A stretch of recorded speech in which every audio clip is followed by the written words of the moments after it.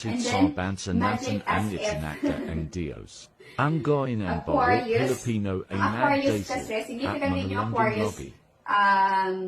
sa natal chart ng person na to. Ang kaganda dito sa Aquarius kasi magaling to when it comes to communication.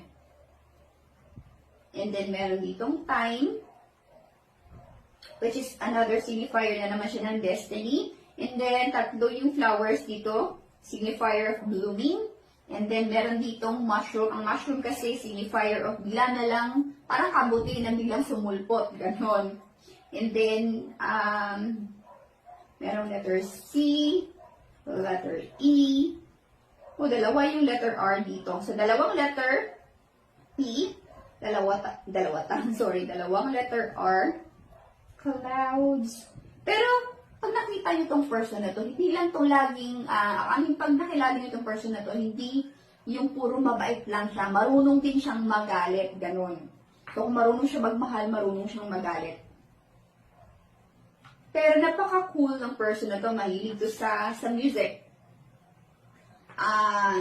Mahilig din siya sa animals. May significance sa kanya yung moon.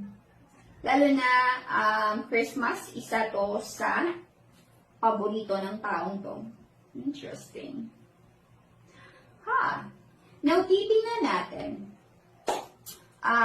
So, chinek ko na pala yung past, present, and future energy ng person na to.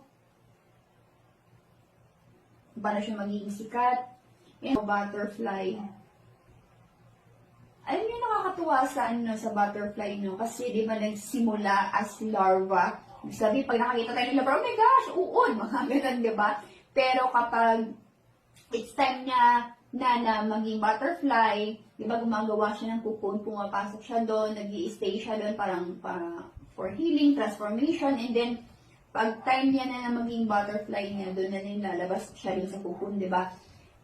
Pinapakita dito na kapag time niya na maging sobrang sikat siya, magugulat yung maraming tao kasi marami sa mga past na kilala niya or kilala siya na hindi siya ganun.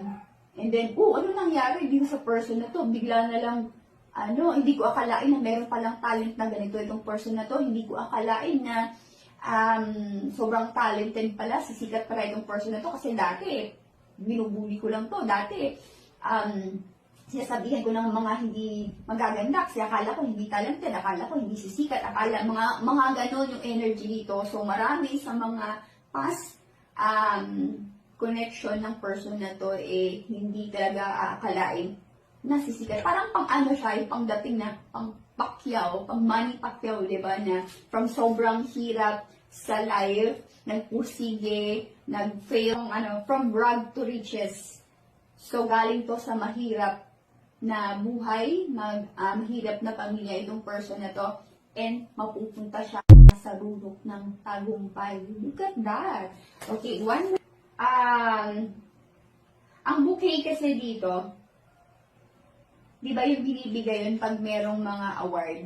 So, sa award, sa reward, meron ding flowers. And then, kapag,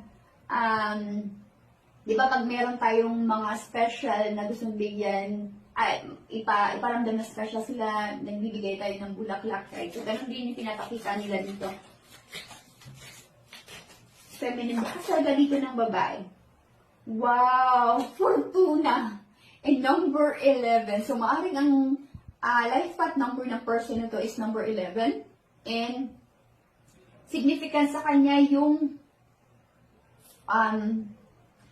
okay. So, meron ako narinig dito na fortune telling. Amazing! Okay. Ibig sabihin na meron siyang, oh my gosh, this person is a psychic, a reader. Ang reader naman kasi marami yan. Merong tarot reader, merong energy reader, merong psychic reader. Basta something na nasa siya, esoteric world.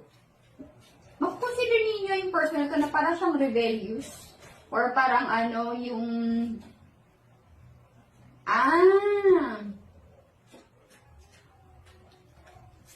okay.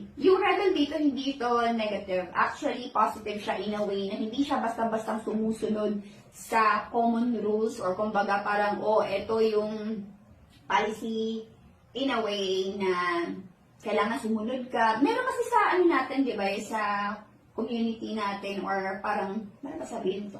Like, kailangan maging, kapag ito yung trending, sumunod ka rin siya. Hindi eh, may sarili siyang trending. Kumbaga, ano siya, initiator siya, creator siya, ganun siya. Now, kung ano yung feel niyang gawin, ginagawa niya, hindi siya sumusunod. Dahil kasi uso, gagawin ko. No, hindi ganito yung person na to. Kung ano nasa isip niya gagawin ngayon, kung sa tingin niya, bago, hindi pa nagawa, hindi sasabihin, oh, hindi pa yan, hindi yan sisikat. No, itong gagawin ko, feeling ko sisikat to, sisikat talaga to. Ganon yung energy ng person na to, nakakatuwa. And then, recognition. So, doon siya ma-recognize din sa salitang, kakaiba. Iko-consider siya ng maraming Pilipino na kakaiba itong person na to. Ganon. Okay, very interesting kasi lumabas dito yung Fortuna, which is na-mention ko kanina na fortune telling.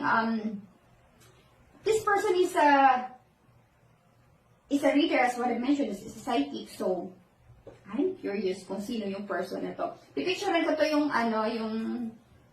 andito, which is andito yung letter.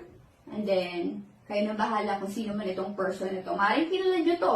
Maaaring konting sikat na to, or perhaps sobrang sikat na. Leave a comment on the comment section kung